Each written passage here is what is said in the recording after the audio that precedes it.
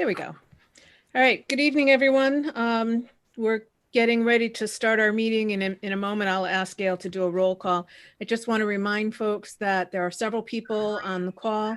If you are not speaking or asking a question, please stay on mute so that we don't get too much feedback. Run and get my hearing aids. Okay. Neil, if you could put yourself on mute, that would be good. Sure, got it. Thanks. So that is the nice thing with this. We can see the folks that are on mute. And then again, when you go to speak, take yourself off mute and then please tell us who you are. That doesn't look like Laurel Goodgen. Yeah, looks like she's getting some technical support from a friend there. So I guess just a reminder that the calls are being recorded. Use mute effectively, please. And I guess I will turn it over to Gail to do the roll call. Thank you, Diane. Lee Bradley? Is Lee Bradley here? I can't hear if Lee. I don't So see. no, Are you it here? doesn't appear that he's here and I don't see him signed in. So Okay, thank you. Comes in. Anna Eddy? I am here. Okay, Laurel? Laurel, yeah, Laurel's here. Okay, Judy? Judy, are you here? I did hear her before. Yeah, I know she's here. Okay, Yes, all right. I know I'm you here. said, okay, you said Pauline was not there. Iris? Is Iris there? She is. I just Nope. tried unmuting her. Iris. Okay. Iris is here. Maureen? I'm here. Leann, I heard you. You're staticky you. I'm here. Okay. Pam Raynock? Is Pam there? I don't see I her. don't hear Pam. Okay, no Pam. Neil? I think I heard that Neil was there. Yes, Neil is here. I'm here. Okay, Diane, I know you're there. Lisa Jones? Lisa? Yeah, I'm Lisa's here. Lisa Jones, okay. Christine Shoshan? Is Christine there? I don't see her, but She's not there's a in few phone attendees. numbers. Okay, I don't know if Christine's there. Lisa Masson? Lisa's here. Karen Benner? Yeah, I heard Karen. Okay, Dave Nagel? Here. Chris Miner? Chris Miner not there? Okay. Not there. Anybody from the Friends? Is Kim there? No friends. Okay. Yes, no, All I'm right, here. Kim Pam Raddick. just Kim, you're there. joined. Yeah, I'm here. And Pam Raynock is there. Okay. So I didn't hear from Lee Bradley or Christine Christine. Hello? So if Hello, Hi. who's that? Christine, This is Pam, and I tried to get on through my phone, and it wouldn't let me. I had to go on Zoom. It would only let me come in as a guest muted, and the other people may be having that problem. Okay. Well, if they can get in, we'll count them as muted. If you guys want to send No, I me mean, an email or anything, if you're having problems getting in. I did email you, but I didn't hear anything back. But what I'm saying is when I got the instructions here on my phone, it just gives me a webinar ID and a password. I never had a unique ID to get in.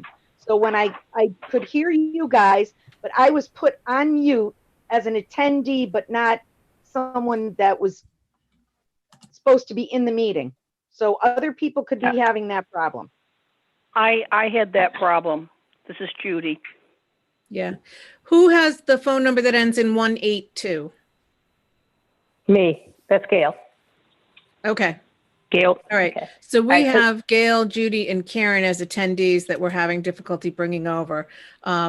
Anybody else comes up, or if anybody hears from a fellow board member reaching out, not being able to. Pictures of everybody, now they've disappeared. That's okay. Okay, Some so I'm people just have looking taken for- their videos off because it can be distracting. Okay, so I'm just looking for Christine or Lee, if either of them come back on. And otherwise, I'm all set. Super. Thank you. All right. Public participation. James, can you see if there's anyone from At this moment, it's just members that are here. just members that are here? Okay, so no public participation. Leann, are you possibly off mute again? Excuse me, Diane. Yes. Chris is on. She can hear everybody, but she has that same problem. She is muted and she can't unmute herself. She's on the phone. What's her phone number? What's your phone number you're using? Okay. Last 3 digits. 443. Now you should be available to speak. Can you try speaking and see what happens, Chris? Nope. I can only hear her because I'm calling her on my cell phone. And I'm Right. on my tablet on Zoom. I do have her unmuted. I just renamed her, but Okay, Chris, try again. No. she may need to allow her phone to have access to her microphone. Did you allow your phone to have access to your microphone?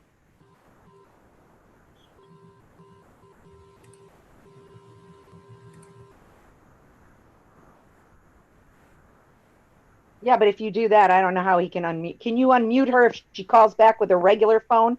Because that's what I did and nobody could hear me. I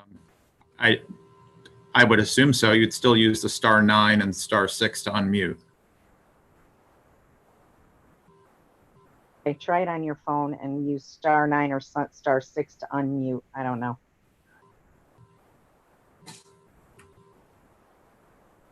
Never. This is the first time I've had a problem too. That's because Zoom updated their platform. Oh, that's right. They did update their platform, but I updated my Zoom on. Oh, I didn't update it. It's not on my regular phone. I updated it on my tablet. Okay. Yeah. All right. So in the interest of time, because it's taken us Okay, a while to get on here, we're going to hope that I Chris called back. can call in and come back. And if not, Pam, if you can just reach out to her again, that would be good. But Okay. hopefully she can get on and at least hear us. Yeah, she's gonna try. Well, she's gonna try it again. Super. Okay, thanks. I appreciate that. So we've gone through the roll call, public participation. There are no, there's no public on the call. And we'll go to Town Council Liaison. Dave, do you have anything that you'd like to share with us at this point?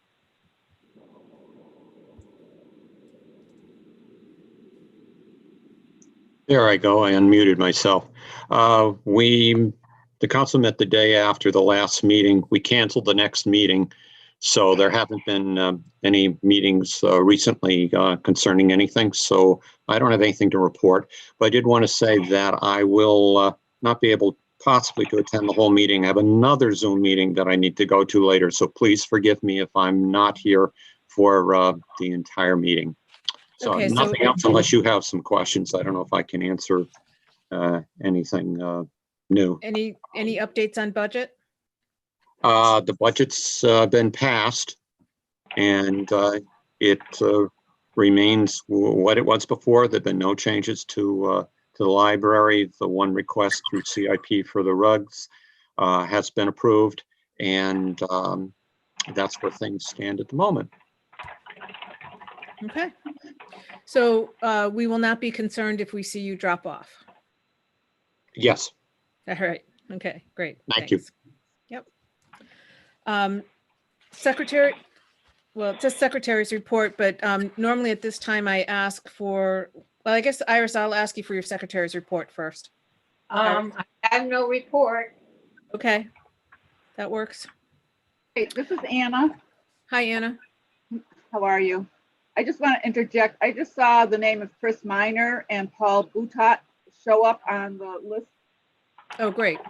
Yep, sorry, Lisa, I just joined late. I was coming off another meeting. My apologies. Okay, Chris, we had town council liaison. We've passed that part, but if you had something particular that you wanted to share with us, I would open that up to you again at this point. I caught the tail end of Dave's remarks, and I believe he covered the majority of everything as it related to the budget and CIP and what was currently on the table. Super, thank you. And I think Paul Boutot is on as a technical assistant or as technical assistants in capacity here. And if I'm wrong with that, Paul, you can let me know. But otherwise, we thank you for your support. Okay, then we'll move on to item number 5, approval of minutes. Has everyone had a chance to review the minutes from last month's meeting? Going to take that as a yes. Is there anyone that has any comments or corrections? Hello? Hi, Laurel. Yes, page 3 on the library director's report. Yes. 4th line from the bottom of the page. She hopes this number doesn't come to pass, is what it should read. Oh, instead of has come? Yes.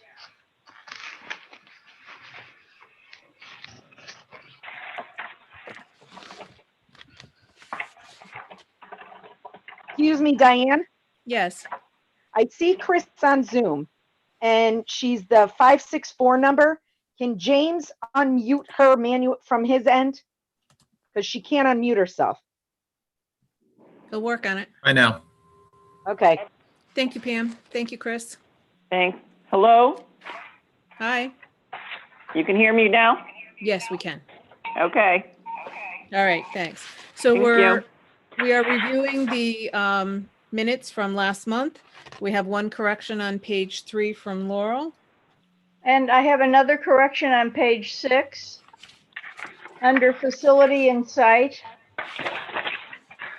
In sort of the middle of the paragraph, she stated that the heartening thing is that worked has not stopped across the state. I think you mean work has not stopped across the state. Makes sense?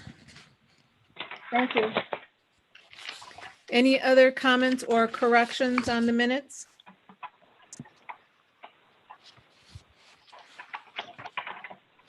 Okay, hearing none, I would entertain a motion to accept the minutes as corrected. So moved, Maureen. Second, Leann. Thank you, ladies. All those in favor, say aye. Aye. Aye. Any Aye. opposed? Any abstained? I need to abstain. I wasn't at the last meeting. It's Pam. Thank you, Pam. Okay, motion carries. We'll accept those minutes as amended. Activities calendar. Normally June is a month where we're winding things up and finding out how our race went. Of course, our race has been postponed until October, so we're kind of excited about gearing up for that. We also talk about planning for the annual meeting. When that comes up, of course, we're not quite sure the format of what that's going to be, but we should be prepared to figure out what we're going to do for the annual meeting. And then July and August, for those of you who are a little bit newer to the board, we do not normally have scheduled meetings in July and August on the second Monday. We have those off. However, the different committees do continue to meet as needed to get some of their projects done during that time. Okay, and our annual meeting, if you're writing down in your calendars, will be September 14th.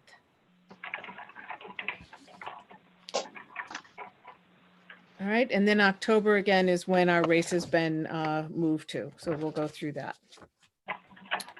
All right, next would be treasurer's report with Leann. emailed out the report last week. Pretty much there hasn't been a huge amount of activity because obviously we've been closed. We have had this month, the money market is at $106,942.58. That is unrestricted funds. The money market at Santander, which is restricted funds, is at $7,550.95. That would be available to pay our HANO costs that we have for this year for the programs that we have booked so far. The Santander checking, which is the unrestricted funds, we did have a trustee sponsor come in. We had the quarterly Amazon Smile, and we had the matching donations at Aetna where people have things held from their paycheck for us, and memorial donations. So the expenses, the directors and officers insurance has been finalized, where the premium payment has been paid, and we paid various subscriptions for the Wi-Fi and Netflix and things like that. So our ending balance at May 31st was $21,132.53. The one thing I did want to clarify from past reports is that I was giving you a balance of what our pledge sponsorships for this 5K race was, which was $9,700. Of that $9,700, we have received $8,250 total of sponsorships. That includes trustees that I don't count in the dollar amount. So we're still short those, but we still have a lot of money that people put up front, and the race hasn't happened yet. So we're, that is in our checking account balance. There is some change to the item for your consideration. I picked up invoices today for the work that was done in the children's room. I received the invoice for the $5,561.65 for the shelving unit. In addition to that, I have upholstery and other items that go along with that.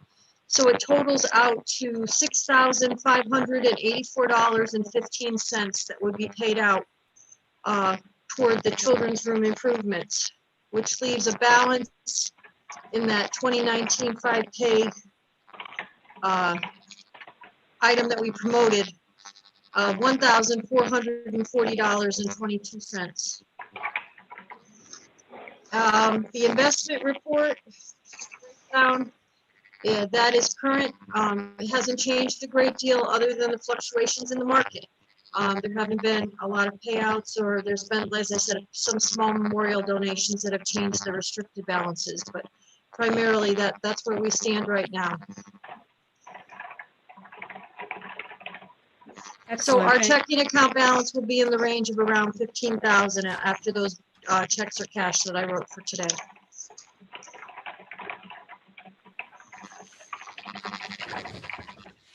Great. Any questions for Leann? Thank you, Leann. The one thing I will point out is over the summer, although we won't be meeting, is that's when our insurance premiums usually come due. July and August. So those are in the thousands. So by the time we reach the fall, we'll probably be in the realm around 12. Okay. Thank you. Thank you for pointing that out. Again, I'll ask any questions for Leann before she goes back on mute. Neil, did you have a question? No. Okay. All right. Going once, going twice. Next up is the library director's report with Lisa Maston. Lisa?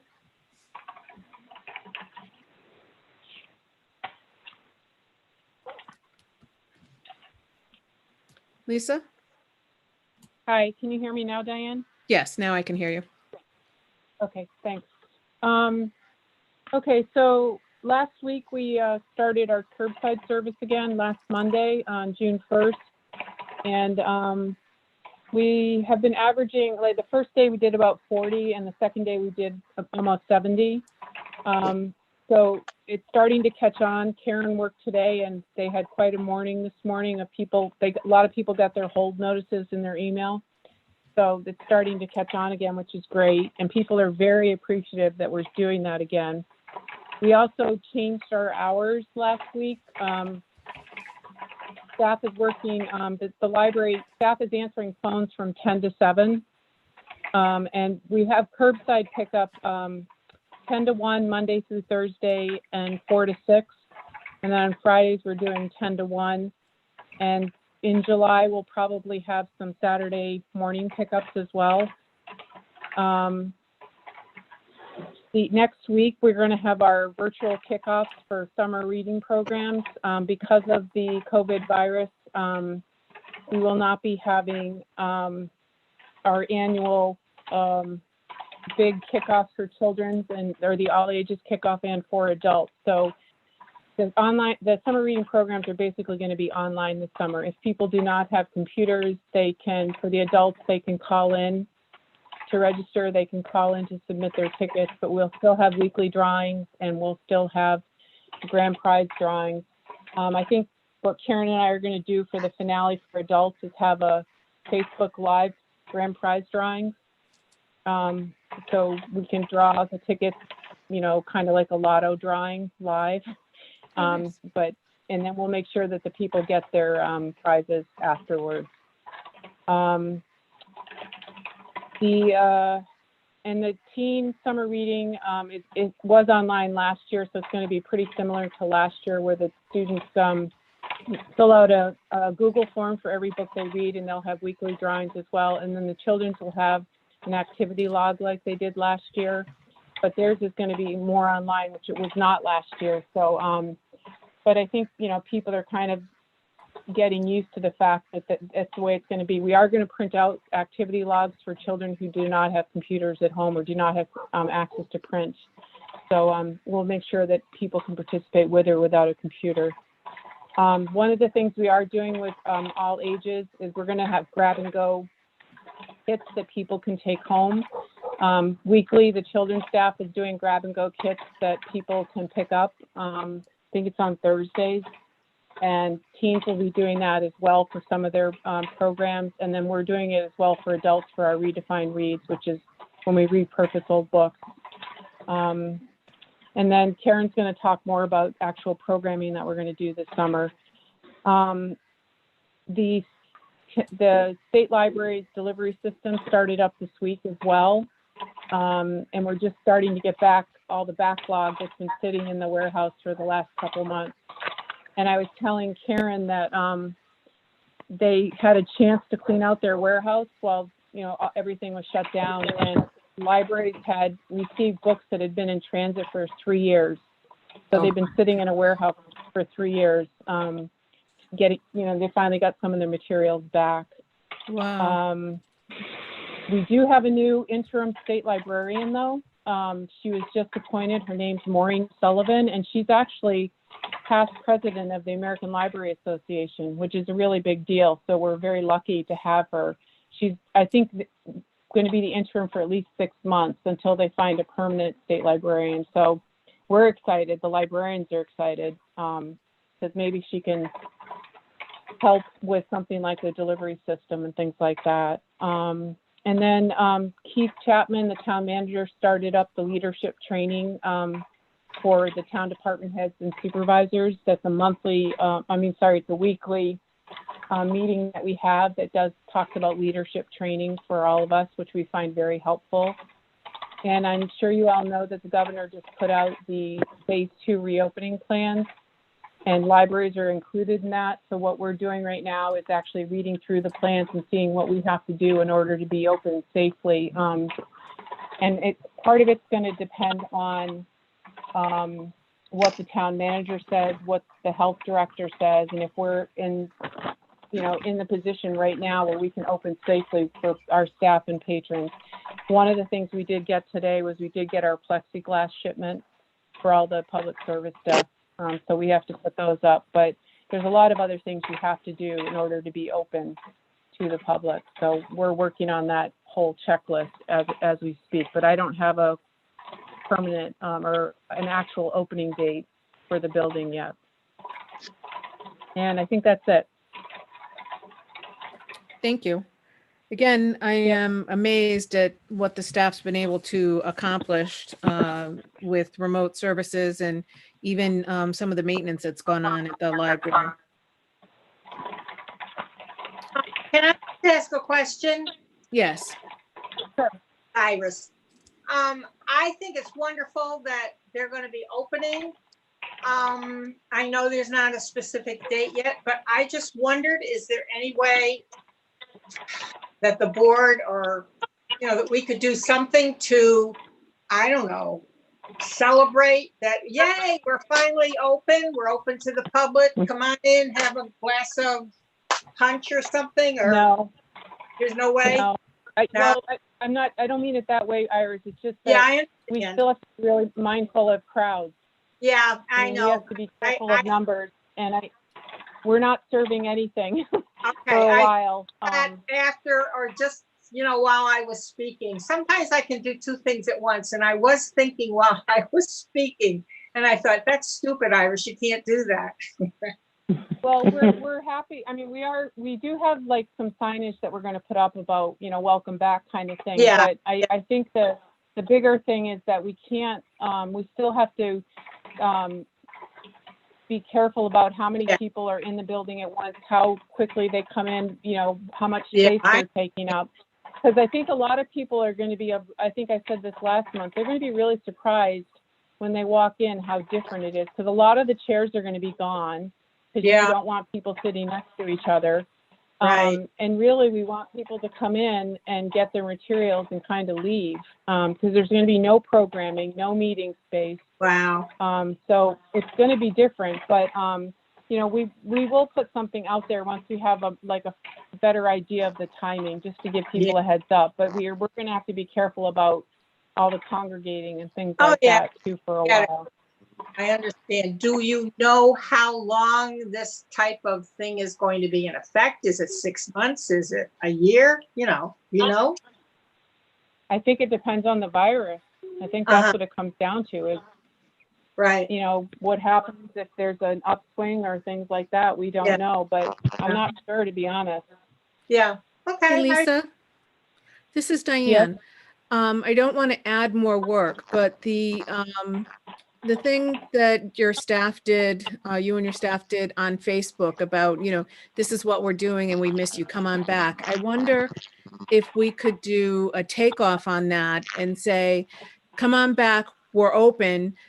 You'll see things a little different. And maybe you can show people sitting, you know, a safe distance at the computers. Yeah, I was thinking about that today. Yeah, I was thinking about that today, Diane. It's kind of make me taking people in on a tour before we open, just to kind of give them a heads up what's a little different about the library. But, you know, the staff is still the same.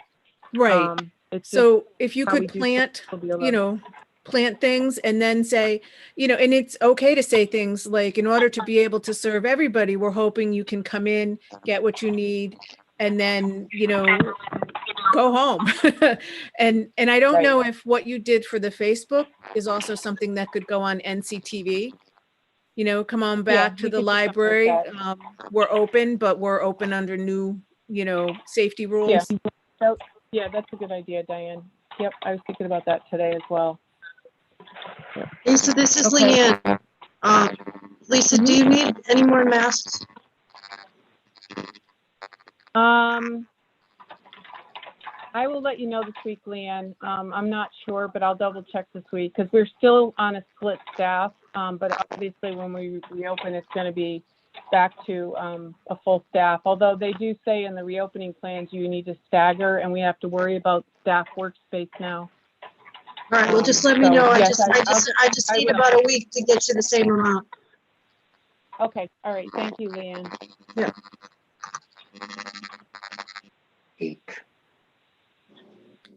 Anyone else have questions or comments for Lisa? Nope. Yeah, Diane? Yes, go ahead, Pam. Lisa, you answered most of my questions because I was wondering, because I did see in the paper today that it said libraries will be allowed to open on the 17th of June. My other thing is I've taken advantage of your, you know, your drop off, because obviously all these books I had on hold all for the last 3 months are now available. Yeah. My one question is, it's just unusual to me that when I call in, that they're stressing to not get out of your car until the person is back in the building, and the person is literally running back into the building. Well, we've had people that get out of their car and want to engage in a conversation, so they come right up to you. So Yeah. we've had to be really firm about staying, Well, not I know- doing that. Yeah, and I completely understand that. But these people are also out in grocery stores and home improvement stores and all these things that have been essential the whole time with masks on and approaching other people within the 6 feet. And I think that's what the issue may be. If the person gets to the door, the table is definitely 6 feet away from the door. And I do feel that if someone does have another question, that maybe it could get answered. I just don't want to give the impression that like we're running scared. I don't know. It was a weird, it's a real weird situation, and I get that.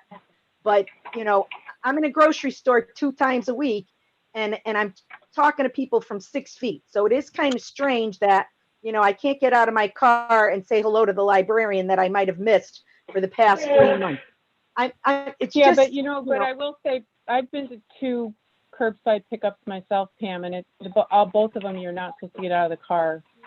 They just bring it to your car and then they're gone. So I think part of it is you don't want people getting out and congregating, because if you get out of your car and start talking to us, someone else is going to do the same thing. And we have had that happen. And people want to talk to us, which is fine, but they don't always get the social distancing part. yeah, I get that. And I think right now, staff is still concerned about getting sick. We have had people, we have a former staff member that was tested positive. So I think we have to, I think it's people's own comfort level when dealing with the Yeah, I public. agree. I mean, this is new this past week. So Yeah, no, I know. And I do get that. I know I spoke with Michelle this morning, and she was like overwhelmed with calls now because everybody's getting their holds. So I can see how when I came, there wasn't anybody there. So that was the 2 times I went, because I went late one time and I couldn't get my book. But all right. So is the town, I mean, this may be something for Dave too. Is the town making a move to help out with these things so that we can be on schedule with the rest of the state to have our buildings open? I think it depends. Part of it, I'm not answering for Dave, but part of the decision to open up is on the town. It would be the town manager or the mayor or whatever. It's not necessarily that we all have to open at the same time, because there are a lot of libraries that are not going to open right now, and some are. I mean, I don't know as far as the buildings and stuff like that, but I think it's, Keith told us that he's going to listen to, what happens in town and the health director, and that he'll make a decision based on that, not based on what other towns are doing. So I don't know. Okay. Dave Nagel, can you hear me? Yes, go ahead, Dave. Just to chime in, I agree with Lisa that we've been told from the town manager that he is going to go by what the health district says is appropriate. And if he sees that what is set up in the library follows the regulations that they are setting as to whether to open or not. So I have nothing more than that. I don't know if Mr. Meyer does or not. No, that's okay. Thanks, Dave. Yeah, if I could just jump in as well, Diane. Go ahead, Chris. That conversation, as Dave alluded to, has come up, and the town manager is relying heavily on the direction of the director from CCHD, who at this time is very concerned about congregate settings and really wants to take it in a very slow setting. That goes as well for Parks and Rec in terms of pools being able to open and other programming activities. CCHD is really setting a very slow tone to this to try to mitigate any further expansion of the virus itself. So that's really who has the lead, and Mr. Chapman is following it. Thanks, Chris. Diane, could I add something? Yeah, yes, Laura, go ahead. I think it also depends greatly on each individual library's layout. And Lucy Robbins Wells is a very compact, crowded library, so they may not be able to do everything that a larger, more spacious library can do. Good point. I think, this is Diane again. I think what we should do is certainly follow the town's guidelines. Lisa and her staff will work to make sure that it is safe.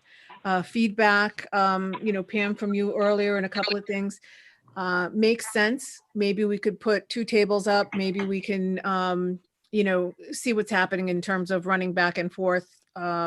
Maybe find a happy medium. But this is all new to us. So I think what we need is to follow the guidelines, to make sure that people are as safe as we can make them without driving everybody crazy. But really, we are following the town guidelines on this for safety and healthy and, trying to remain healthy. So however we can do that, when we can do it, just because the state says that you can open on the 16th or the 17th doesn't mean that we have to open on that day. I think we need to get everything in place so that we know that we can maintain a safe environment. And we all know that it's going to be a different environment. And to that point, as much publicity as we can give it to say, hey, we're open, but it's a new, I don't know that I want to call it a COVID-19 library, but it's a new library process. And we really need to get that word out because I think that will help folks. Diane, Yes.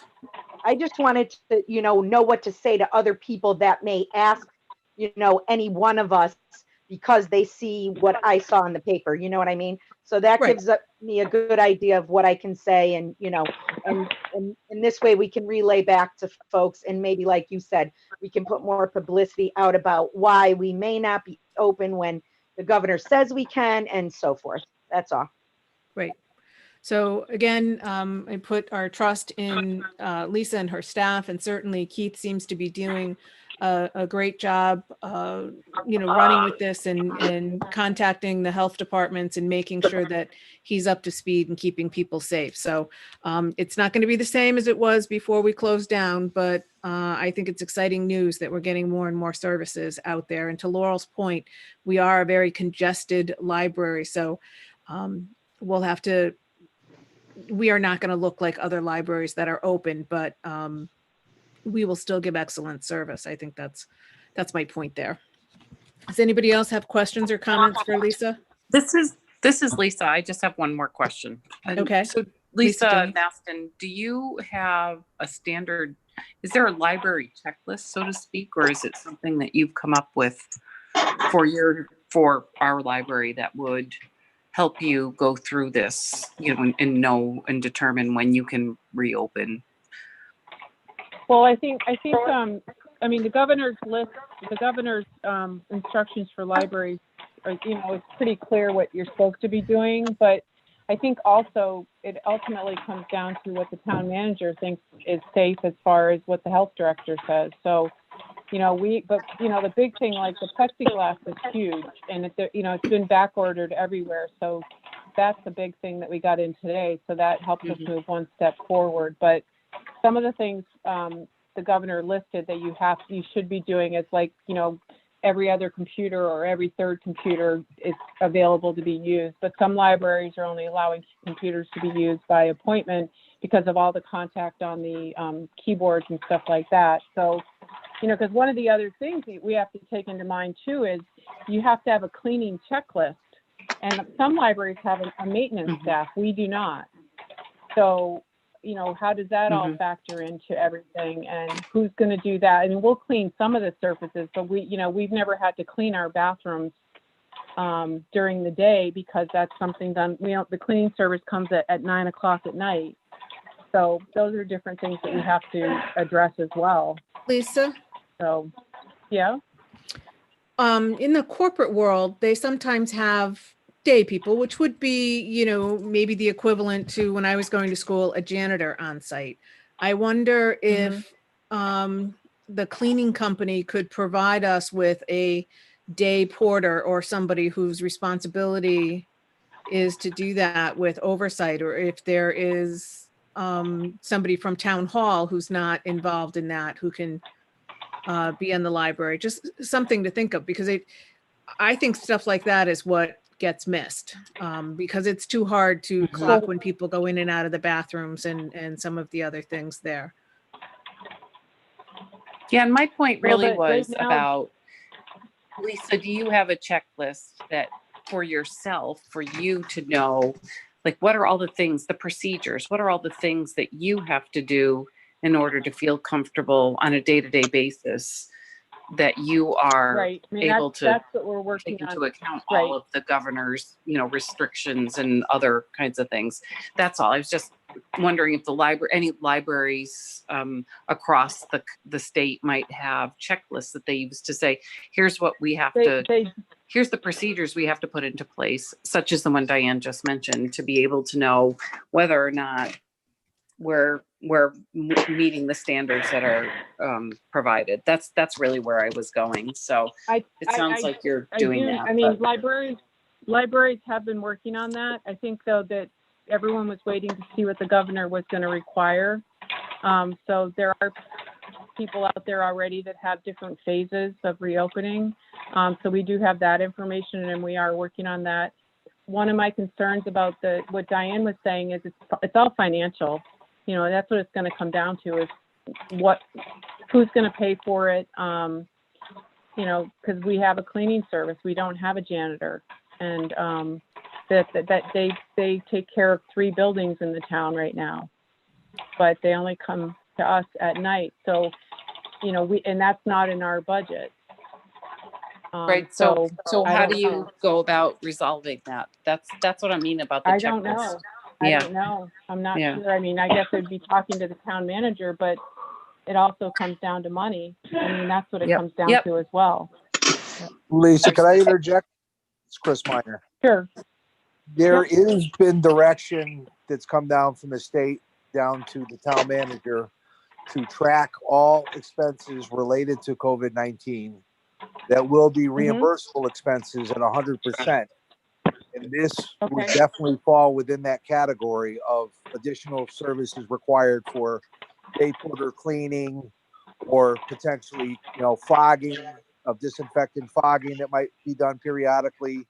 And I know that it's all related to the self-certification that the library has to present to reopen, that at least the baselines are there to give you some guidance.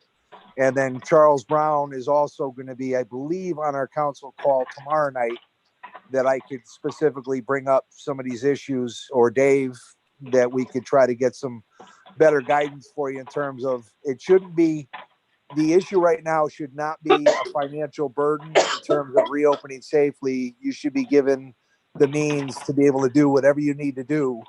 And we'll have to try to recapture this back as a reimbursable expense, which Keith is aware of. Okay. No, that would be great. I will talk to Keith as well. Because that is about definitely that. something you're going to have to, concern yourself with once you reopen, is there is going to be, necessary cleaning requirements are going to have to change, at least for the interim, until we get past the stage where we're not as concerned about this. But I believe, and Dave, you can correct me if I'm wrong, but I believe that was something that we had discussed earlier in this process, that to make sure we were tracking any expense that was related to the COVID-19, that it would be tracked as a reimbursable expense. Dave Nagel, yeah, you're right, Chris. And Charles, as far as I know, is going to be online tomorrow at the council meeting, and it's a good thing for us to bring up, as well as other questions that we have that does fall into state reimbursement, I would think also. So you and I can, one day out there can, or both of us can bring that particular thing up in regards to the library. Diane? Yes, go ahead, Judy. My question would be, would the money originally come out of the general fund and then be reimbursed directly to the general fund? Because if it comes out of the library, it should come back to the library's money. Yeah, that's a discussion that we can also bring up again as well, Okay. because this is going to be outside of your budgetary consideration. Definitely. So Right. they might want to actually draw from one specific account these expenses and reimburse to that specific account. But again, we can bring that up tomorrow in discussion. And I'm sure Keith would understand why I'm asking it, and I'm sure that there will be a trail to keep that will be kept track of, because we won't be the only department or the only group that will have to tap that fund. Correct. Right. Dave, Okay. This is Dave, Leann. It seems to me territory. that, oh, go ahead. Go ahead, Dave, sorry. Yeah, I just was going to say, this is all new territory across the board, so every municipality has questions that we have in one way or another. And at least we can have a start in terms of answers, if at all, tomorrow, and Mr. Chapman can follow through, which I know he will, in terms of where funds are coming from and how those monies will be doled out, and whether it's the reimbursement kind of thing or not, which happens in the case of other things that come from the state. At the moment, that it's a matter of getting answers that we all don't have because of uncharted territories, they said a moment ago. Right. Okay. This is Leann. Just because my accounting brain starts turning when we start talking things like this, it would make sense to me that the way that this would be processed by the town is, for example, through facilities, because they're going to be, that's primarily where this is going to be driven by, is making facilities ready for people congregating. So I'm sure that's probably where it's going to line up, but that it's all got to come from, centralized, and I have faith in council and Keith to put it together. Thank you, Leann. And I guess if no one else has a comment, I just want to wrap this up and say that, Leann, I'm sorry, could you go on mute? Thanks. I just want to wrap this up and say that the library is a little unique. When I think of I've been back at work in an office, and if somebody comes to visit me, I have control of that, and I can get up and disinfect my area pretty easily when I've had a visitor or somebody comes in. But in a public space like the library, where people will come and they'll be on the keyboards and they'll be on the other things, I really think that you need someone designated to go through and wipe down areas and see what's happening and going on. I think especially if it gets crowded, it's going to be very hard for staff to provide library services as well as sanitary services at that point. I think that becomes a juggle. So I'd like to see that brought up at the next council meetings and have the town figure out how best to handle that. So appreciate that. If no one else has comments or questions on the opening of the library, I'm getting ready to turn it over to Karen for the assistant director's report. Any Lisa, other questions? I'll give you just one last piece. This was something that originated in the town hall project next door early on in the virus, where the construction contractor was required to switch over to a more intense screening process for employees working in the building, as well as a fogging type disinfecting that was done twice a week. So there are measures out there that might be more in tune with just a gross disinfecting of an area would be something that we'd potentially pursue. And again, we can bring that up with Mr. Brown tomorrow night. Okay, great. Okay, thank you very much. All right, next up, Assistant Library Director's Report. Karen Benner? Yeah, as Lisa mentioned, we have been working on putting together a lot of virtual planning for our summer programs. They're going to be in different formats. Some will be live through Zoom. Some will be through Facebook Live. Others are going to be pre-recorded.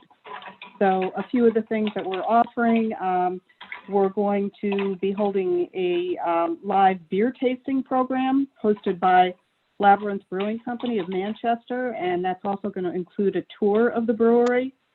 We're going to be holding a virtual wine tasting program hosted by John Haidt of Wine Unwrapped. We are also going to be doing a Connecticut Women's Hall of Fame program, Votes for Women. This year is the 100th anniversary of the women's suffrage movement. So that's going to be a virtual program as well. The children's and teens are going to be offering something called a Page Turner's Adventure Series. It's really neat. It's a 10-week program with each week highlighting a different theme and adventure. So for an example, one week is going to be Imagine Your Fairy Tale Story. The next week is going to be Imagine Your Science Story. The other thing Children's is going to be doing is they're going to be hosting or holding a story walk program. And that is going to take place in Mill Pond Park or at Mill Pond Park on a walking trail. And as you kind of walk along the trail, you're going to see different parts of a story posted along your walk. So that's just going to be pretty cool. Michelle Royer and I have been collaborating with other town departments to offer virtual programming. She's made arrangements to do some joint programming with Parks and Rec. We're going to do some with Human Services and potentially the Senior Center.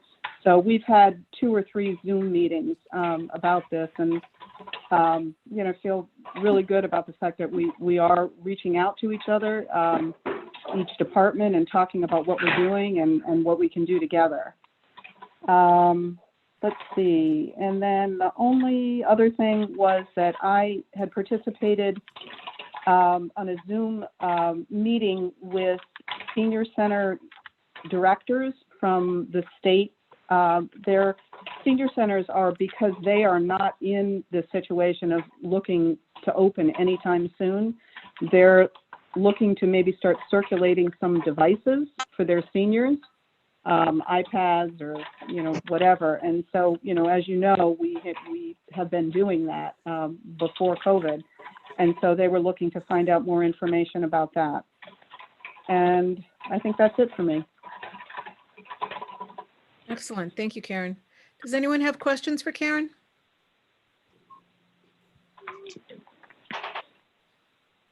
So I think everybody looked at the clock and realized what time it is. But I love hearing those different things, and I like the idea of the walking book tour through Mill Pond. I think that'll be a big hit. Yeah, it should be cool.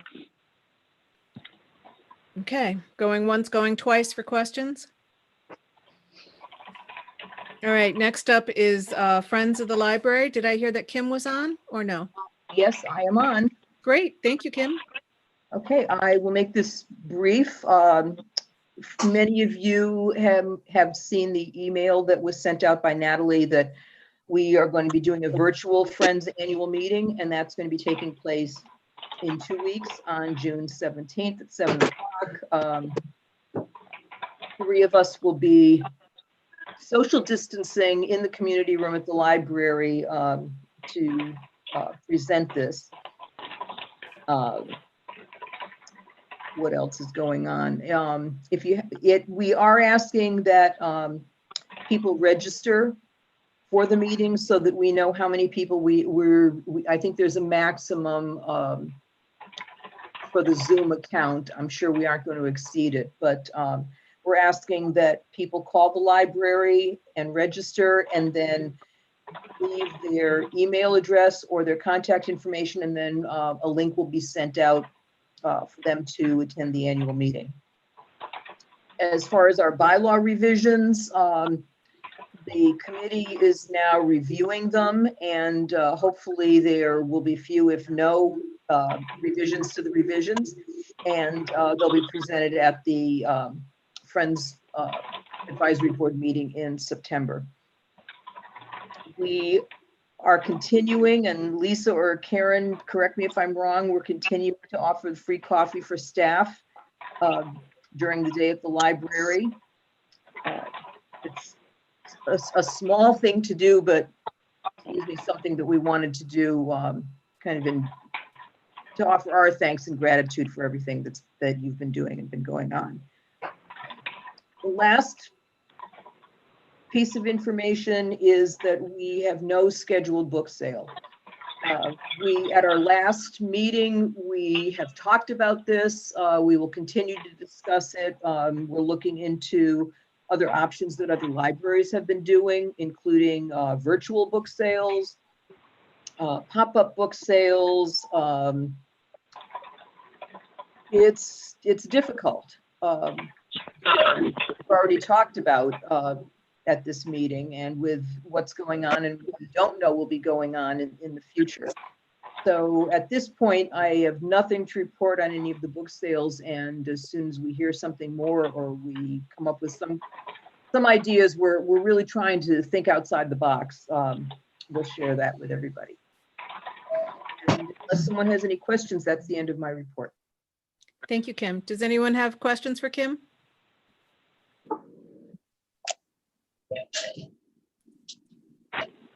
Okay, so my only thought, Kim, is I hope that you do have a traditional book sale, because I have a whole bunch of books just waiting to be dropped off. Boxes and boxes. Not the only one. Yeah, we're expecting that. Yeah. And I don't know when we still cannot allow people to come in and make their deposits. And I know that, I mean, I'm in that list. But it's an ongoing conversation, and there is a group of us that we're a subcommittee for the book sale, and you know, we're in communication and trying to think of ways that we can do this, not only because it's financially important, but also because these are, again, social activities that people look forward to, and we'll do the best we can. And if anybody has questions or anybody has some great ideas, I can give people my email, or Lisa or Karen certainly have it, and shoot me some ideas. I'm very open and willing to hear what people have to say. And if you know or hear about what other libraries are doing, that's always helpful as well. Great. Thanks, Kim. Anyone else? Next, we'll be moving on to committee reports, unless there's a question. We'll go to budget. Maureen? Hi, all. Everything's been said about budget. Thank you, Chris and Dave, and we're all set for now. Great. Thank you. PEP, Laurel Goodgen?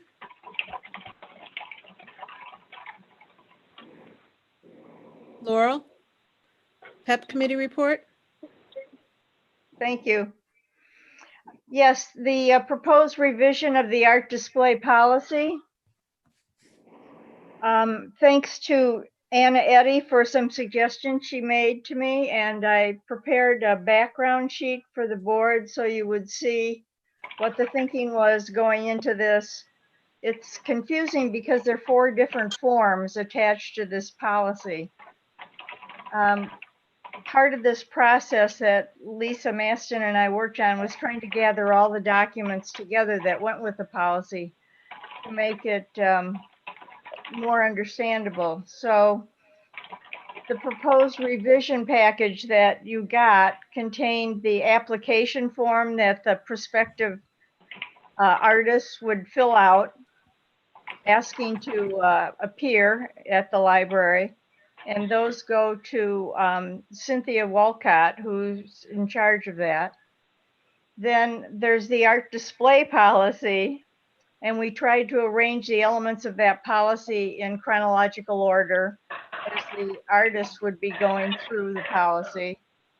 Then there's the art exhibit loan form that's filled out by the artist on the day that his or her exhibit is hung. And that lists all the elements in the display. And on the back of that form is the hold harmless agreement that the artist agrees to enter into, which holds the library harmless in case of any damage to those items. And that form was prepared by an attorney for the library a few years ago. Then there's an additional form. None of these are new forms. They're just all part of this policy. That's the patron request for reconsideration of art exhibit material. And sometimes a part of an exhibit may be, you know, contentious to some people. This gives that member of the public an opportunity to state their objections. It gives the staff member who encounters that patron a form to give to the person who's making a complaint. And then that form would go to the library director, to Lisa, and she would determine how to proceed with that. Probably the first thing she would do would be to contact the person making the complaint and talk to them. And often that's all people are really interested in doing. They're just interested in stating their objection to something, as it is when they complain about a book as well.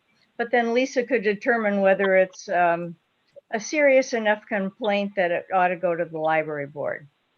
So I would be happy to entertain any questions about this. This is the second time you've seen the proposed policy, so this would be the meeting at which you would vote on approval of the revisions. Hi, this is Anna. Laurel, thank you for reorganizing all those documents. I just have one comment. Yes. On the hold harmless agreement. Yes. This is just a tweaky thing, but it's a header. So it says hold harmless agreement for art display. And the words for art display be in caps because it's part of the header. Okay, we'll have to fix that. Thank you, Anna. Otherwise, it looks the way it should, I guess. Good. I appreciated your help. You're welcome anytime. Anybody else have questions or comments? This is Chris. Hi, Chris. About the patron request for reconsideration section. Yes. I'm wondering, should the artwork not be reviewed before it's put up for any content that would be offensive? That's the responsibility of Cynthia Walcott in dealing with the artist. So it leaves it open to her to make that decision, and then you can leave it open to the public to make yet another decision, whether or not it's appropriate? When the artist fills out their application form, if you look at the application form, they also attach examples of their work, photographs of their work. Right. So Cynthia would have the opportunity at that point if there were any alarm bells going off. Mm-hmm. So it's just like purchasing books for the library in many ways. You know, you can't satisfy everybody, and somebody is always probably likely to make an objection. But I know in the past when I was working in a library, sometimes there would be a nude drawing that somebody from the public might object to. Mm-hmm. But they could be political statements too, you never know. So this is just an opportunity to give the staff member particularly a way to respond if somebody comes in and is steamed up about something. They can immediately provide this form, and then it can go to Lisa, who can talk to the person who's complaining and see how far it needs to go.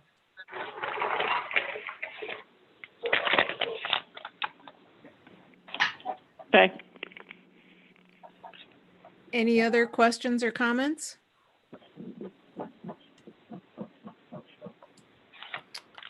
Hearing none, I would entertain a motion to vote on the policy as revised. So moved. So moved. I'll second it. Gail, did you get any names in there? Well, I know Anna seconded. Who was the original person who said Laurel? Yes. Okay, so Laurel made the motion and Anna second. Okay. All those in Thank you. favor? Thank you. Aye. Aye. Opposed? Okay, motion carries. Policy will be amended as put forward. Thank you. Thank you. Did you want to do the review of chapter 4? Yes, thank you. Chapter 4 of the ACLB manual covers policies. And one of the most important tasks that the board has is creating and maintaining the library's policies. And I was interested to see in the ACLB manual that policies include the mission statement of the library, the bylaws, and the long-range plan are all considered policies. I'd never really thought of it that way before. Policies guide the library director and the staff. They also provide direction and consistency in library operations. So they are there to ensure that every library user gets the same kind of and level of service from the staff. They are also very helpful in dealing with problem situations and in decision making. I think policies provide support to the staff, and they're essential for the staff to have so they can give the same level of service to each person using the library. They also protect the rights of all the patrons and the staff. Another important part about policies is that they need to be provided to all board members, so they're aware of what the library's policies are. They need to be made available to the staff so the staff can refer to them if something comes up. They should be given to municipal officials, and they should be available on the library website. I'm not sure all our policies are on the library website, so I'm going to have to look into that. Are there questions about chapter 4? This is Anna. I do have a question. So the handout had a list of suggested policies. Have you done a cross-reference on what, does the Lucy Robbins Wells Library have policies for? I am going to do that. Yes, I feel that's one of the responsibilities of the PEP committee will be to start going through those. And also, we need to review policies. Usually every 3 years, every policy should be looked at. So we have a lot of work ahead of us. Thank you. Anyone else have questions or comments on chapter 4? No. Thank you, Laurel, and thank you to the PEP committee for gearing up to review all of these. I think we have a lot of them, but I'm sure that some of them are, it's been a while since anybody's reviewed them. Okay, next up is the investment committee with Neil. Yes. Can you hear me? Am I coming through? Yes, you are. Thank you. Okay. I sent out the monthly report earlier today. Hopefully you've all had a chance to look at it. May was a good month for our portfolio. We were up about $17,800. So as of May 31st, our portfolio balance was at $645,679.02. That's as of May 31st. Now, just for informational purposes, last week was the first trading week in June, and today also trading June. And last week was a spectacular week for the market overall, and today was also a big day too. So I would imagine our portfolio is doing well so far this month. As of now, I mean, we're looking pretty good. I mean, and we had a good month, but it wasn't like a blowout month, which I think is significant because it shows that our portfolio is pretty balanced as far as equities and non-equities, which I think is good. Our losses are, have been bad, but not as bad as they could be. And, our up month, like there's a good solid up month. So that's our report. And I think Leann mentioned the restricted amount of funds, which is about $490,000. So we have $150,000 that you can use, but so that's it. Many questions?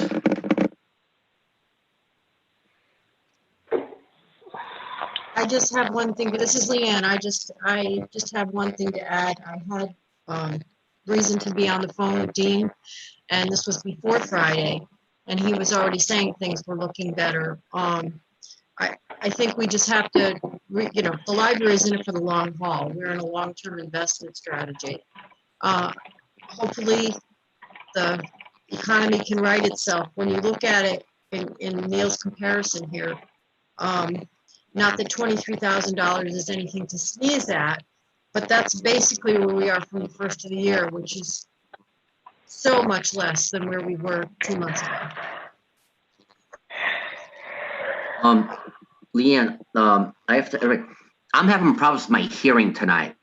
There's nothing wrong with the Zoom or everybody's voice. I'm just having a hard time hearing tonight. All right, so you I gotta. was just saying your comparative.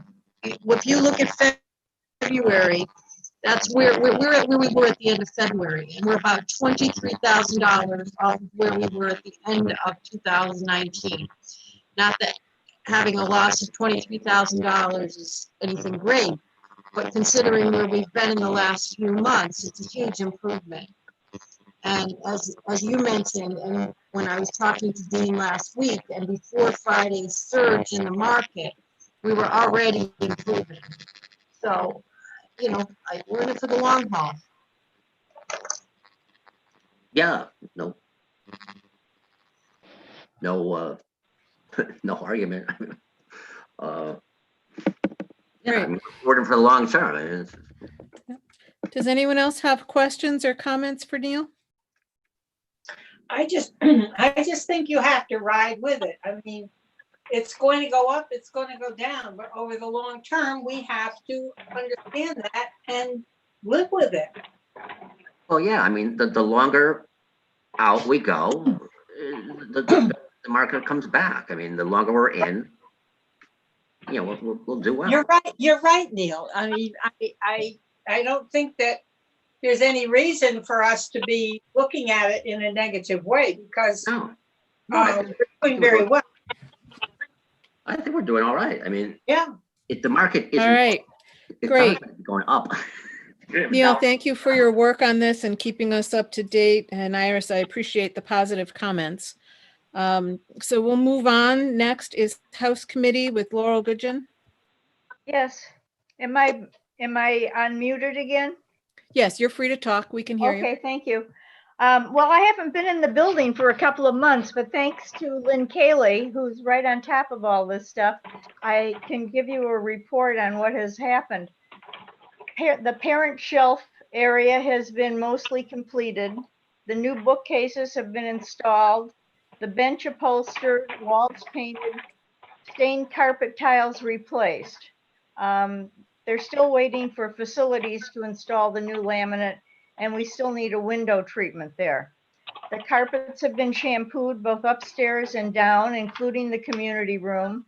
One of those things that could be accomplished when the building was closed to the public. All the touch-up paint jobs from the walkthrough have been completed, plus a few additional ones. All stained, broken ceiling tiles have been replaced or painted, and there were a lot of them when we did the walkthrough. And the Cedar Street door was washed, but probably needs to be power washed and or painted. And that's the progress. Thank you. Thank you, Laurel. Anyone have questions on House? No. All right. Thank you, Laurel, and big thanks again to the staff for making the most of the patron-free space while it was there. I have seen some pictures of the children's area and it looks great. So I too can't wait to get into the library once again, see all the changes. Next up is Facility and Site with Maureen.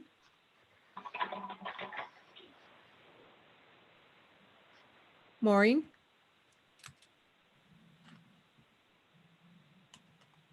I don't see her online anymore for some reason.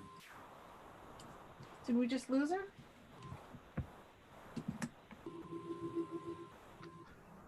You calling in anyone? Maureen, come back.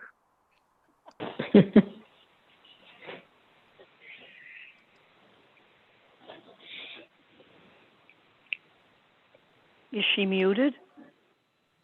No, she seems to have dropped off for some I don't reason. see I her just name sent her a either. quick text, which probably is just getting in the way of her coming on. Maureen, come in. Is that Maureen? No. Nope, not yet. Okay, so I can either skip down or I can give a brief report for her, but maybe oh. Huh. Okay, I'm gonna move down because I just got a text from her that said her battery died and to give her a minute, so she's probably trying to find her charger. Okay. So We'll go to the next, we'll move go to the next on. item and, go back to. Yep, more. we'll move on to fund development with Anna. Hi, we haven't had any activity, but I do plan on going over the materials and making sure that the to-do list is up to date. I have an idea for a potential new brochure, and I plan on sketching something out and sending it to the other members of the committee for their input. And this is just a starting point for conversation. Okay, great. Next up would be Maureen for nominations again. So I'm gonna skip over that until she finds a charger. And I'll go on to communications with Iris. I have been remiss. Okay. I think I've been brain dead for the last couple of months, just like everybody else, I mean, it's just been a surreal world. And I truly have not been thinking about correspondence. However, listening to Lisa tonight and thinking about some things, I think we will probably have some food for thought to go into the papers. And I'm thinking at least having one go in June and maybe 2 in July and 2 in August. So I did reach out to my committee by email on Saturday because I said, oh my, we have a meeting on Monday. Maybe I better do something. So I got to them by email, and hopefully, we're going to get our act together. Super. I'm sorry I'm brain dead. That's all right. I think keeping communication open, whether to the papers or, through Facebook and NCTV is very important. So, You're right. And I think that we especially need to put the library out front.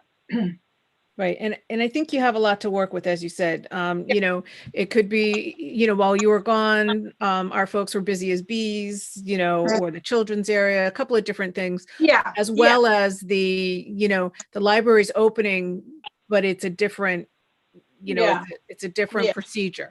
Right. So, you can have fun with a lot of the good things that they've done in there, as well as trying to educate patrons what they'll be, what the new library is all about. And Lisa, maybe you can email me, just a few ideas that you have touched on tonight, and that would jog my old memory here. Sure, I'd be happy to, Iris. Yep. Thanks. Maureen's back on now. Okay, great. So Maureen, we skipped over facility and site and nomination. So I will come back to facility and site if you would like to take that over. Okay, thank you. Thank you. Well, you all got my report. Gary Furstenberg is on top of things as usual. We had 3 trees that died, but he was in contact with B&W Paving. They're the folks that got let go, but they're going to replace the trees. The town will plant them. So that's happening. And they were at various parts of the lot. They weren't all in a clump or anything. Peter Offer has reviewed the issues that we wanted added to the agreement for the parking lot between us and the town. And as you will see, it's just to make sure all the final drawings and changes in the scope of work are incorporated.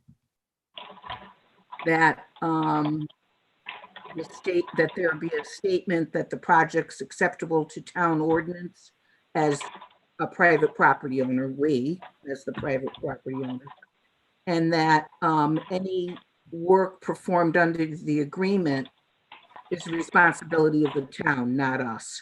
So our biggest concern was some issues involving MDC property that we discovered later on.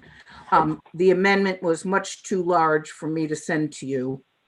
But basically, we voted on it previously, so it's a matter of agreeing on these points, and then Diane will submit it to Keith for signature.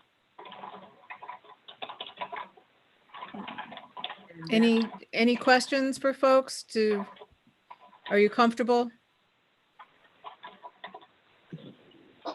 I've read the proposal, and it addresses all I think it will cover our concerns. It incorporates the changes and the whole outline that Lauren's got in there. I'm comfortable with it. I think we need to clean this up and get it done. Thank you.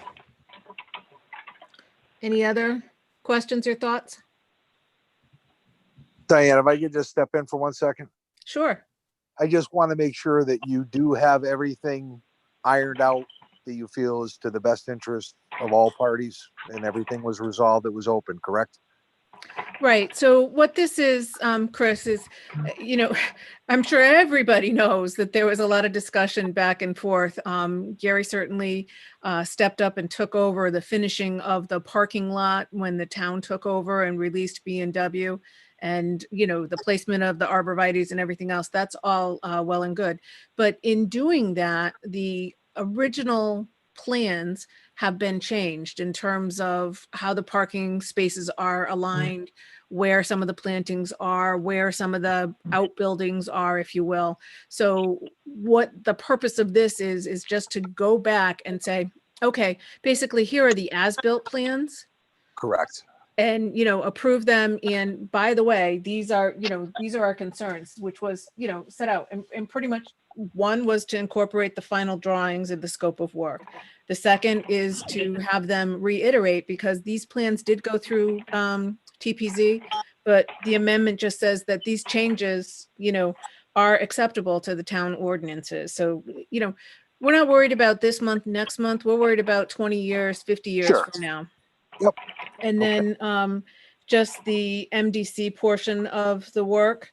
So nothing was done with the existing MDC accesses from the town. It was kind of like paved over. So if there's any issues with that, or if MDC needs access or anything else like that, that's on the town, because it was the town project. So it's really just, closing the loop. Providing clarity. Oh, Yeah, that's fine. providing clarity and closing the loop. I mean, the parking lot looks very good.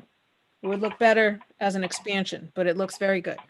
Oh. And the irony is that we got it all set and then we had to close down the library from patrons. Exactly.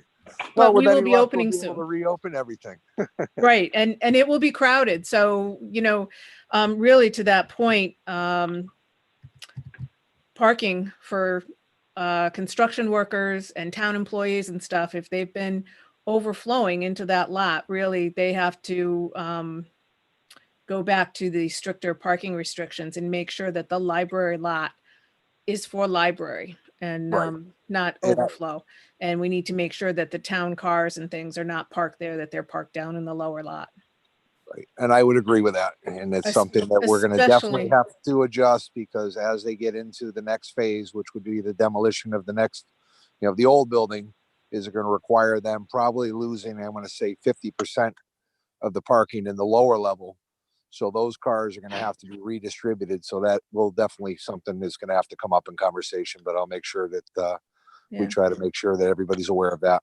So a couple of my concerns, Chris, is that folks used to park in the senior lot and Correct. walk across the street and come in, and now that sidewalk is blocked. Right. So that should be coming open relatively shortly. I'm going to say by the time the town takes occupancy, I believe that will be all reopened completely and finished. And will So I there don't- be any parking on what I'm going to call Mazzicoli Way or Mill Street? There will be, correct. Yes, that will be all set up as per the plans, exactly how it was designed, which I want to say has got 4 or 5 handicap parking spaces right in front of you, I believe. And then there's some parking on the opposite side, the west side of it, for human services, which would all theoretically be short-term parking. But yeah, that's something we're gonna have to make sure everybody's aware moving forward as we go into the next phase. Yeah, parking will really become critical once again, once we open. And even though patrons are not there all day, there's going to be a lot of toing and froing. So we need to make sure that construction workers are parking someplace else. Town hall employees are parking someplace else. Yeah, similar back to the way it was originally, where it was enforced. I think is going to have to revert back to that to finish out the second phase. Yeah, I think enforcement is the key rule there, because there are plenty of town cars up in that lot. Yep. So- And they're just for the interim going to have to be relocated. Okay, I'll make sure that message gets conveyed. Thank you, appreciate that. No problem. Put my name after that. I don't know that it helps, but I'm No sure they don't problem. want to see me back at the table. Not a problem. Okay, so I'll be contacting Keith and just reviewing, setting up a time to just speak with him and review it. It shouldn't be a big deal to get that signed off. As we say, it's just closing the loop on that. Does And it anybody else doesn't have require questions? a vote on our part. Thank you. I'll just ask before we go to vote, is there anybody with any questions or anything on that? No. Okay, then Maureen, I would entertain a motion from you and a second from somebody else to incorporate these points into the original amendment and send to Keith for signature. Leann, I'll second. all those in favor? Aye. Aye. Opposed? Okay, motion carries. Now I'll reach out to Keith and make sure that that's done.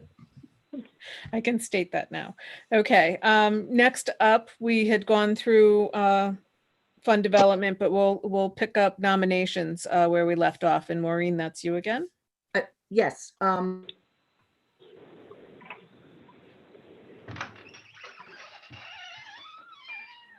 Maureen, it looks like you got muted again. I don't know how that happened. I'm sorry. I've received all the nomination form with everybody's wishes.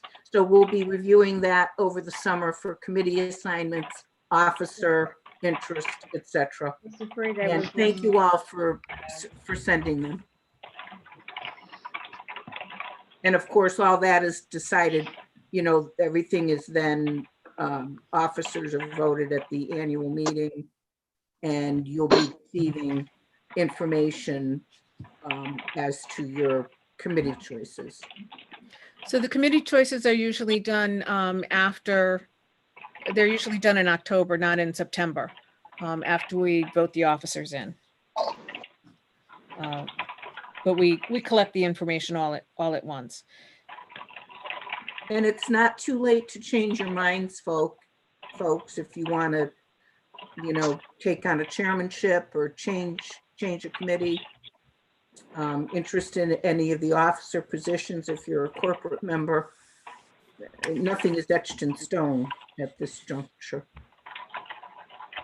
Right. This is the moment to look for change or to step up if you're interested. Please step up if you're interested. Okay. Any questions on nominations or comments? All right. We'll move on to old business. So we're kind of jumping around here a little bit, but the Newington Library Road Race, I'll ask Neil to give us an update on that.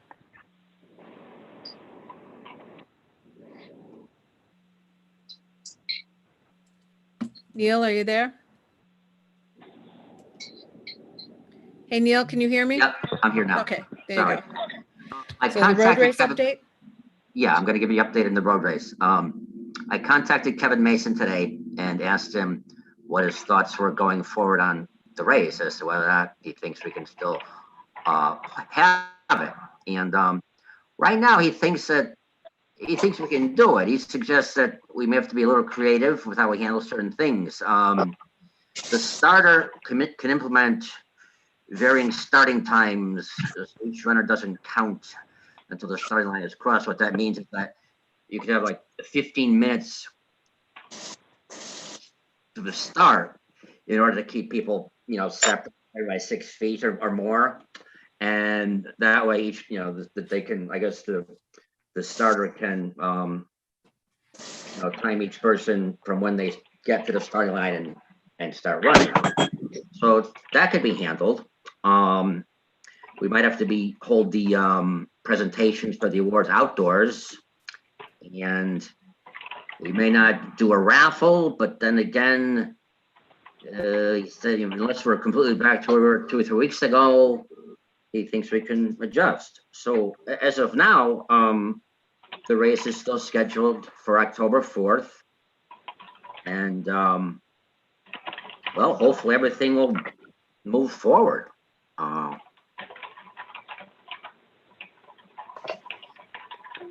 Great. Thank you, Neil, for reaching out to Kevin to get some ideas on what will happen. I think it will be important for us. Did you understand what I said about as far as the starting time at the start of the race? Yes, we can have multiple starts, and because the runners wear chips, their start time will be not at the gun, but when they cross the actual start line. Right? Okay. Sorry, I didn't mean to speak over you if I did. What I wanted to say about the race is that please pay attention to emails, because what's going to happen is our annual meeting is September 14th and the race is October 4th, which is before we'll have another meeting.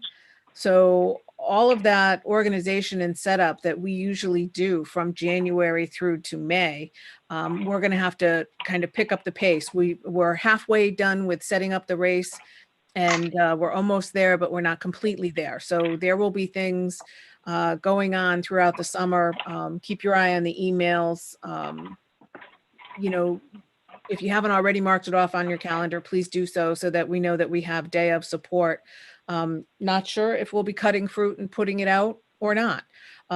Maybe it'll just be water bottles for everybody. I'm not quite sure what racing 5K does over COVID, but I'm sure the more people we have involved in getting suggestions and having some of those meetings, so much the better. So stay tuned, because we're going to be pulling off the annual meeting and the race pretty close to each other. This is Leann. I just have a suggestion. I know that the whole board is the race committee. And over the summer, we are not meeting as a board, but various committees are. My suggestion might be that we tentatively schedule the second Monday of August to have a meeting just about the race.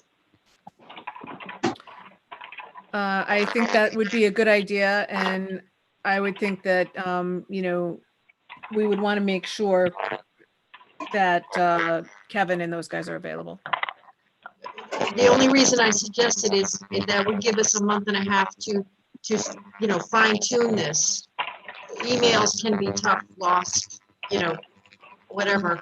If there is specific things we have to do, then we have the time to plan it. Sounds good.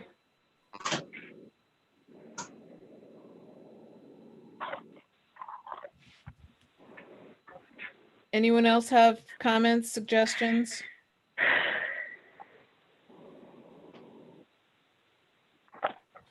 No. All right.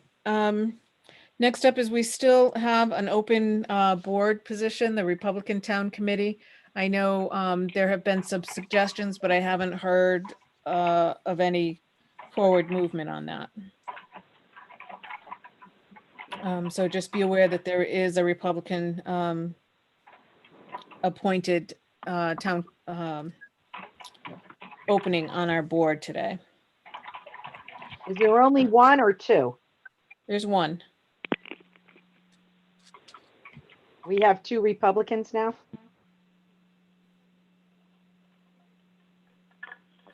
Maybe there's two. I'll go back and check. Either way, there's at least one. So if you know of folks, I think you're right. I think there might be two opening now. I'm trying to think who else. Well, Patty and Ellen were both Republican, were they not? Right. Right, so we have 3 and 3, so I'll go back. I know we have Chris has joined our board nicely, thank you very much, and I think you're right, I think there are 2 Republican positions open, so again, if you know anyone who's interested in joining the board, certainly always keep their names available, and if they happen to be registered Republicans, so much the better. We've got 2 positions that are open for that. Well, I know that the person I recommended will be filling out the paperwork if she hasn't already done it, so. Okay, great, great. So, yeah. Super. So hopefully that goes through. So then the next is Town of Newington 150th anniversary. Okay, 150th, from what I understand, is changing with COVID, they're changing their focus. And it's much less focused on events, though they are planning a few. It's more about, I believe they're doing a sale of a calendar and things like that. So I think in terms of involvement in events, I think it's all going to depend on how COVID plays out. Okay. The great unknown. All right, new business. I just have a question. Yep. Who had the question? Oh, it's Pam. Is there a reason we're not using the entire Zoom platform with the video?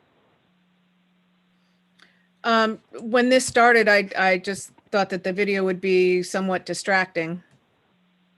I'm just thinking if we're not going to be getting together face to face for a while, that maybe, I mean, I could see Leann, I can see Kim. I'm just not on video. I do have the Zoom video, as well as some other of us do.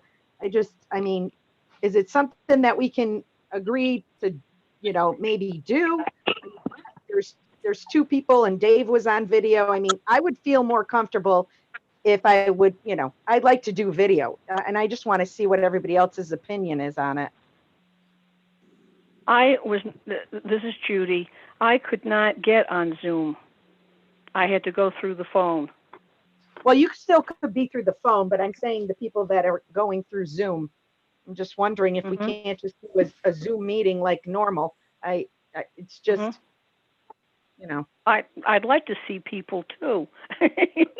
And I was disappointed when it didn't work this evening. But the phone went through with no problem.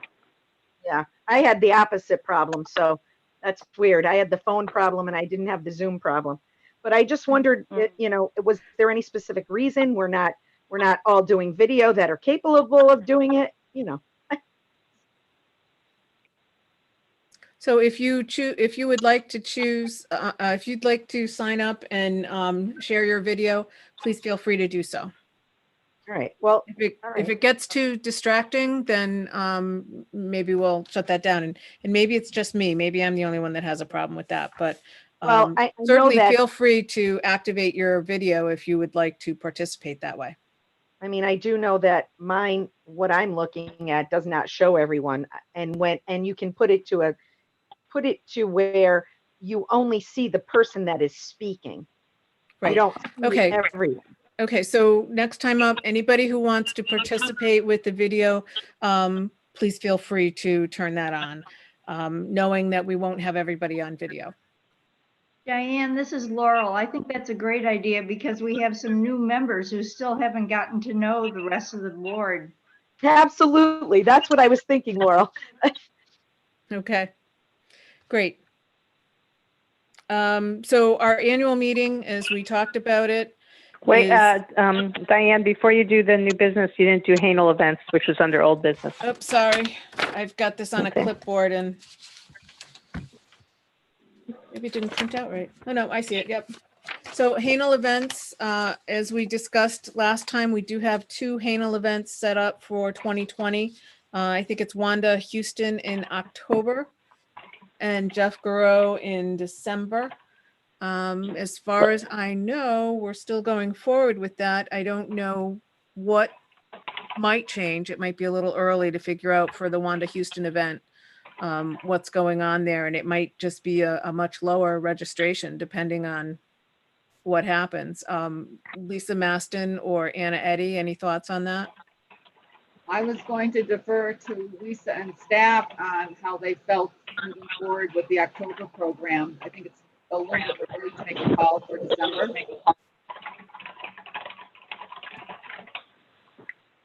I'm not really sure yet, Diane. I mean, it's kind of hard to say. I mean, we might be able to say in a month or so, maybe, or it just feels a little bit premature to know where we're going to be in October. Okay. So as far I as think the crowd size, I think that's part of it, the more the crowd. And we would also have to check with Wanda to see how comfortable she feels with actually performing in front of a group. So right. It works So- both ways. And we have a clause in the contract to work that out. All right, so maybe a month after the library's been opened and maybe things shake out, we can see where that is, right? That Yeah, I would put think us in the that would be July, good. August timeframe? Yeah, I think that would be good, Diane. Okay, so then This we'll is we'll check Leann. in. I'm sorry, Diane. I just was looking, I don't have the contracts for either of the performers yet. If I could have that for the file, I'd appreciate it.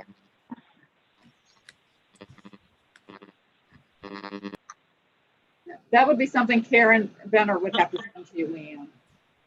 I can send it to you. I don't have Wanda's back yet, but I can send you Larry Garrow's. All right, that's fine. I just try and keep them so I'm ready in terms of looking for what bills and what I'm anticipating when payments due. That's all. Sure. Thank you. Okay, great. Anything else on the Hanel events?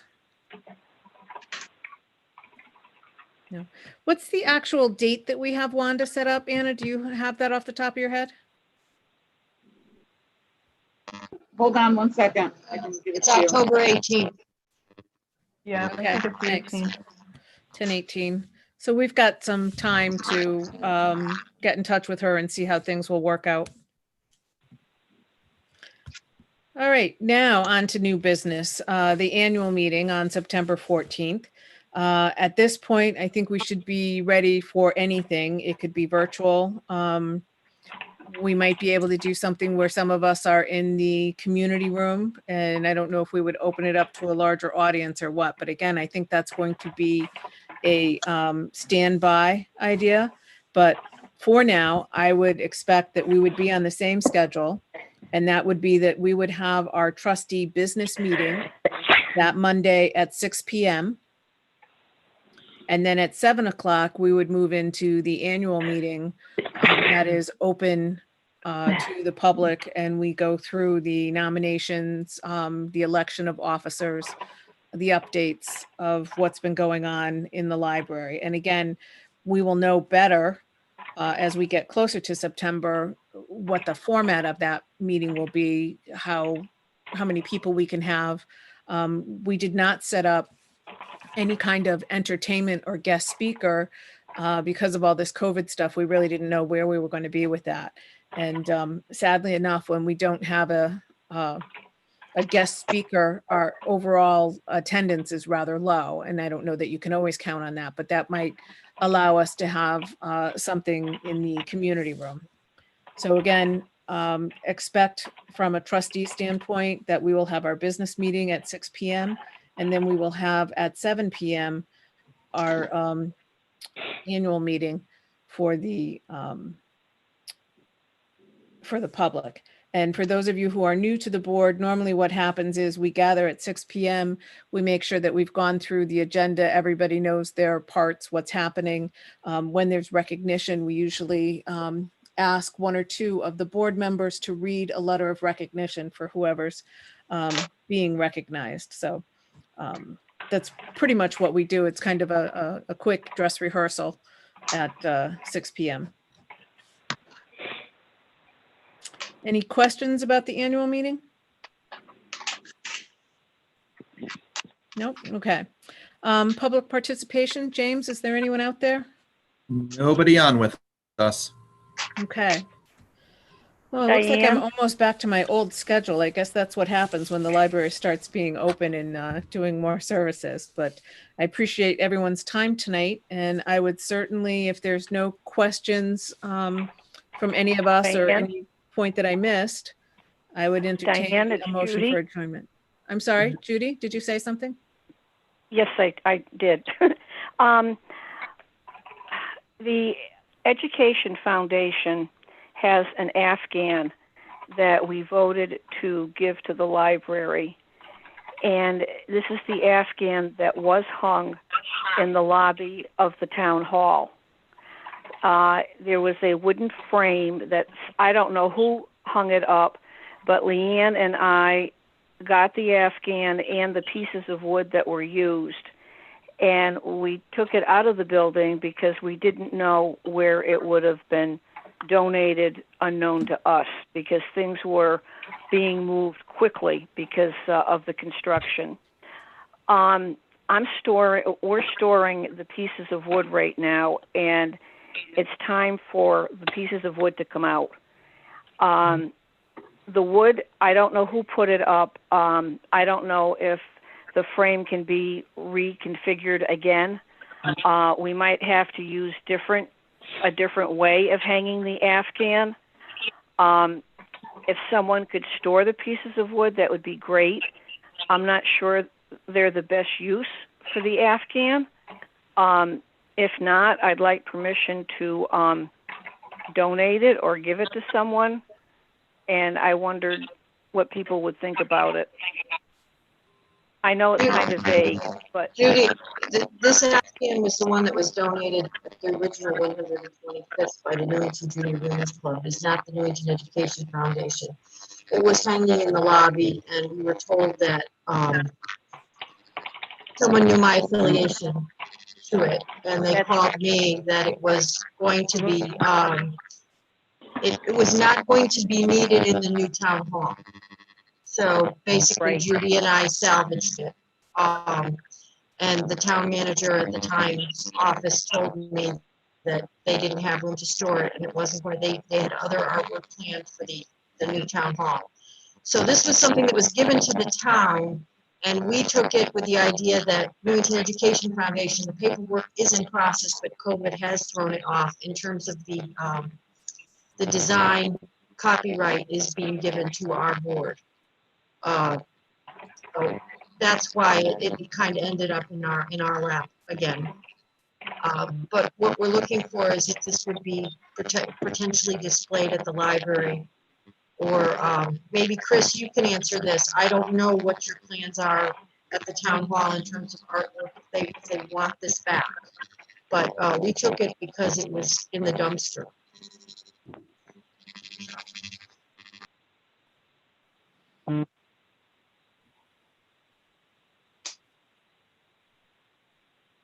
is everyone thinking? Hello? Hi, Judy. So Oh, okay. I don't know if Chris was Everyone's going to thinking. respond to that. I would think the important Okay. part to save for any future possible display or use somewhere would be the Afghan. If the wood is a problem for you, you know, I don't have a Well, problem. the Afghan has been, I washed and dried the Afghan, and it's safely folded. It's the wood that's taking up the space in our garage and so forth. If anyone can use the wood, that's fine. If they want it. I think there's a better way to hang up the Afghan, but right now I can't talk about it because I can't give it to you in a picture. But Leann and I just wanted to save it. Okay, if the wood's in the way, I don't see any problem with you disposing of the wood. Okay. And the Afghan I can store safe. Leann, you're on mute.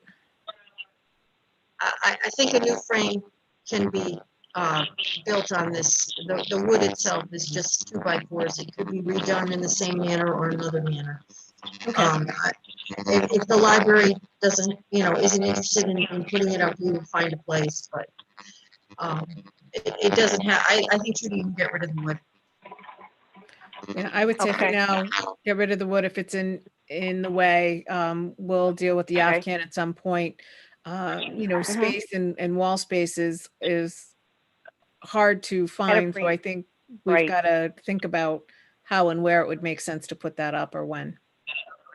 Yes, I understand that, and it's not hard to keep that part safe because it's folded, it's clean, and Super. so forth. So it won't get ruined. Okay, thank you very much, Thank you for being guys. the guardian of the Afghan. You're welcome. All right. Any other thoughts or questions before we look for an adjournment? Okay, I'm willing to entertain a motion. So moved. Pam is Can I have second. some names? Can I have some names, please? Who made the first motion? Maybe Judy. Okay, Judy. And then who second? Pam. Okay. Okay. All right. Thank you. Thank you, everyone. I appreciate your time. I hope you enjoy a safe and happy summer. We'll be looking to have that meeting in August for the race meeting. Okay. Of course, that's pending confirmation from Kevin Mason. And again, thank you for your time this evening and the work that you do for the library. Thanks, everybody. Stay Good night. healthy. Hey, Take care. Thank you. Have a good Good night. summer. well Goodbye. done. Bye. I'll see you down the road. Thank you, James. Thank you, Paul. Thank you, James. Thanks, James. Bye. You're welcome. Good work, Jay. Thank There you go. Thanks. Those Good night. of you that wanted the video, there's Neil.